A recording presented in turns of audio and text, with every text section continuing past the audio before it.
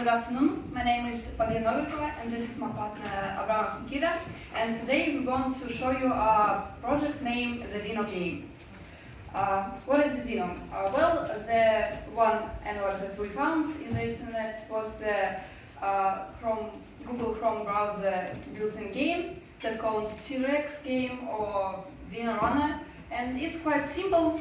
We have a Tyrannosaur that's run onto the field, and it can jump or duck.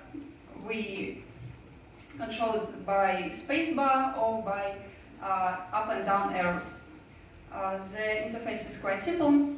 We have a Tyrannosaur, different obstacles like cactus and birds, and in the left corner the highest score and the current score of the player. So we want to implement this game in our way, and we made it these functional requirements that you can see on the screen. Let's talk about the circuits that we implement. This is the main circuit. This is a matrix, 24 by 32 rows. A counter on the right, on the top of the matrix, and the controller by keyboard. How we connect the keyboard? Well, it's quite simple. We have a 7-bit loader in input. It receives numbers from keyboards, and it compares to the AST table values, and depends on what button was pressed. The current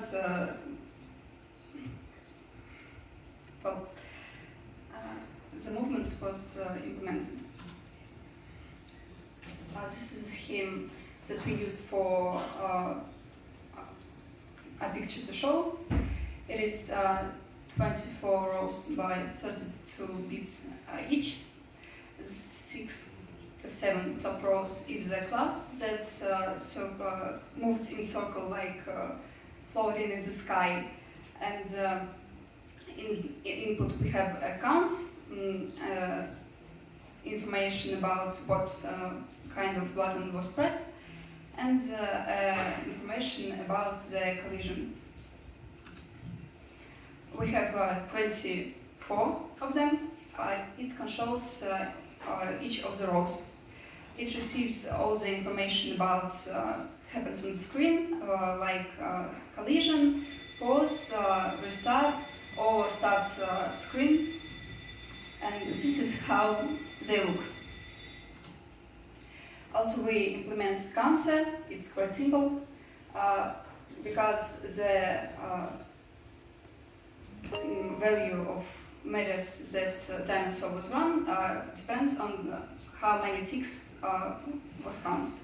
So each of the counters maximum is 9, and if it receives a value more than 9, it gave its value to the next counter, and that's all. Hello world, I'm taking the range of the speed, of the speech, speech. So, this is how implemented dinosaur movement. You see the first 6 contacts is OR gate including cactus and dino. And other gates is open including only the dino, because the cactus has 6 level. So this is a jump. This is quite simple. We have generator, our space, and the scheme is counting from 0 to 10 and to down to 10 to 0. This is the cactus movement. You can see the shift register. It shifting from right to left, and you can see, if you look at down, you can see our signal is shifted left, right, so our cactus can be cool, can be very, very beautiful. Collision is pretty simple as well. You can see that we have a circuit that including two contacts. The first context is a cactus. The second context is our string Dino, and we putting them to the AND gate, and our final result is a OR gate. If we have signal, then the collision was found. It's the Dino jump scheme. It's also quite simple. It's just signal, and it's signal putting to the registers. This is our Dino. How to say this? I don't know. Dino painting. Yes, Dino big paint. It takes two contexts. The first of dinosaur. Second is the num of the string. And we painting the Dino by this context. If they have equals, then it's will be 0 multiplexer. If 1, then it will be first, and so on.